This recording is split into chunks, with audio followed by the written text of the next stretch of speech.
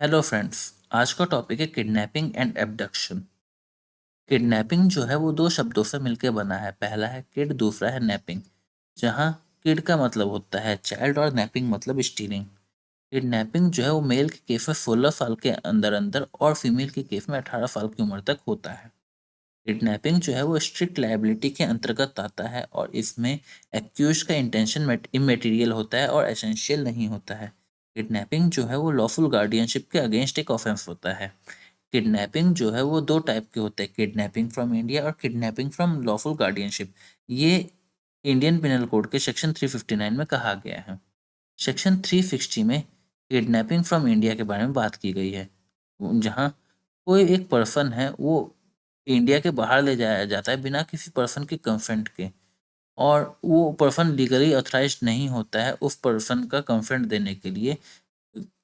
तो वो किडनैप करता है उस पर्सन को इंडिया से।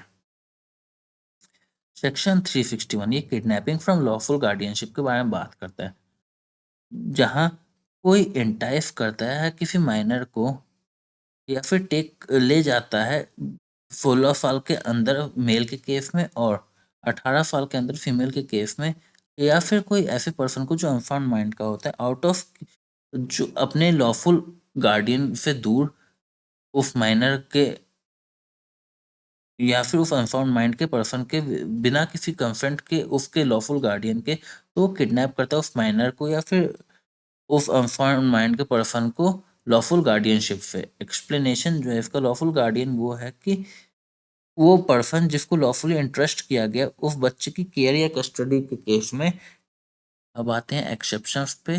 तो ये सेक्शन जो है वो तब एक्सटेंड नहीं होता है जब कोई पर्सन जो है वो गुड फेथ में ये बिलीव करता है कि वो एक इलेजिटिमेट चाइल्ड का फादर हो सकता है, या फिर वो गुड फेथ में ये बिलीव करता है कि वो इंटाइटल्ड है लॉफुल कस्टडी में किसी ऐसे बच्चे के लिए, अनलेस ये जो एक्ट है वो इमोरल या फिर अनलॉफुल पर्पस के लिए कमिट नहीं कर रहा होता है।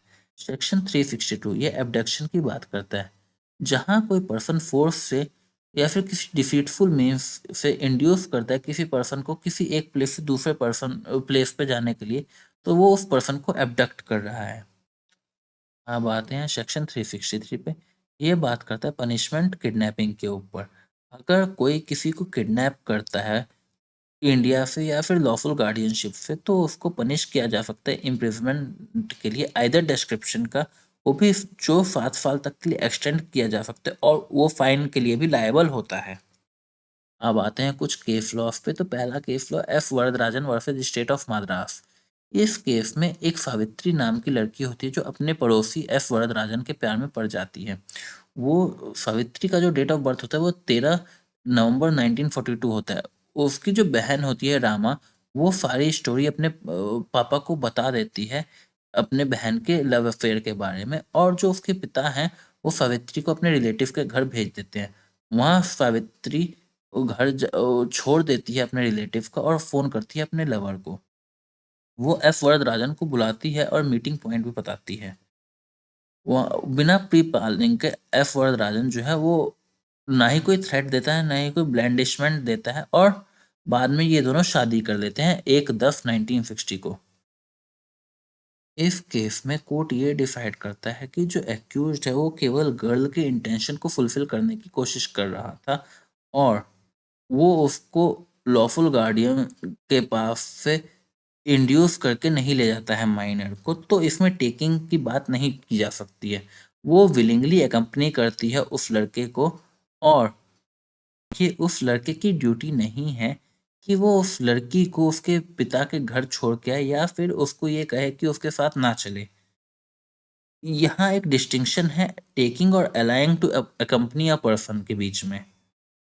तो एफ वरदराजन को एक्विट कर दिया गया था और उसको सेक्शन 363 के अंतर्गत गिल्टी नहीं पाया गया था। अगला केस लॉ है TD Vadgama versus state of Gujarat. इसको पार्कर पेन केस के नाम से भी जाना जाता है। इस केस में जो टीडी वडगमा होता है वो एक इंडस्ट्रियलिस्ट होता है और उसकी एक फैक्ट्री होती है बंडर रोड पे, जिसके एडजॉइनिंग उसका खुद का एक बंगलो भी होता है। पाकिस्तान के बम्बार्डमेंट के टाइम पे 1965 में मोहिनी के जो पेरेंट्स हैं वो टेम्पररीली धारौल रहने आ जाते हैं।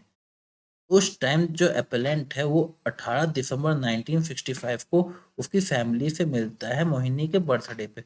जो एपेलेंट है वो मोहिनी को पार्कर पेन गिफ्ट करता है। बाद में वो मोहिनी के साथ मोहिनी के बेड पे उसकी मदर द्वारा देखा जाता है, जिस पे वो ऑब्जेक्ट करती है। लेकिन टीडी वडगमा के एल्योरमेंट पे मोहिनी जो है वो अपने पेरेंट्स का घर छोड़ देती है और उसके गैरेज में आ जाती है, और पहले से ही प्लान बना के, और उनके बीच में सेक्सुअल रिलेशनशिप हो जाता है। इस केस में कोर्ट ये डिसाइड करता है कि माइनर ने जो है वो अपना पेरेंटल होम छोड़ा है वो इन्फ्लुएंस में किसी एक प्रॉमिस या ऑफर के, जो कि गिल्टी पार्टी द्वारा दिया गया था, तो टीडी वडगम्मा को कन्विक्ट माना जाता है। आखिरी केस लो है स्टेट ऑफ हरियाणा वर्सेज राजा राम। इस केस में जो जय नारायण है वो 32 साल का था, और वो नारायण दास जो कि संतोष रानी का फादर है उसके घर जाता था उनके बच्चों के ट्रीटमेंट के लिए, और वो संतोष रानी के प्यार में पड़ जाता है। उनके बीच में प्यार बढ़ने लग जाता है धीरे धीरे, और नारायण दास जो है वो अपोज करता है और उसकी एंट्री प्रोहिबिट कर देता है अपने घर में। राजा राम जो है वो राम जय नारायण के मैसेजेस पहुंचाता है संतोष रानी तक। राजा राम के परसुएशन पे संतोष रानी जो है वो अपने पिता का घर छोड़ देती है 4 और 5 अप्रैल के रात को, और जय नारायण से मिलने चली जाती है। फाइनली वो जय नारायण से मिलती है, और 13 अप्रैल 1968 को जो एक्यूज है जय नारायण उसको अरेस्ट कर लिया जाता है किडनैपिंग के चार्जेस पे। इस केस में हाई कोर्ट जो है वो जय नारायण के कन्विक्शन और सेंटेंस को मेंटेन रखता है और उसके अपील को डिसमिस कर देता है, बट जो राजा राम है उसको एक्विट कर देता है सेक्शन 366 के चार्जेस से। जो स्टेट ऑफ हरियाणा है वो फिर सुप्रीम कोर्ट में अपील करती है, और अपील जो है वो अलाउ हो जाती है, और जो हाई कोर्ट का ऑर्डर है उसको हटा दिया जाता है, और राजा राम को जो एक्विट किया गया था उसको सुप्रीम कोर्ट जो है वो ये ले डाउन करती है कि परसुएशन जो है एक्यूज पर्सन द्वारा, जो कि विलिंगनेस बन जाता है उस माइनर का उसके लॉफुल गार्डियन के घर से बाहर जाने के लिए, वो सफिशिएंट है इस सेक्शन को अट्रैक्ट करने के लिए। तो जो राजा राम है उसको सरेंडर करने के लिए कहा जाता है अपना बेल बॉन्ड, और उसको सेंटेंस सर्व करने के लिए कहा जाता है।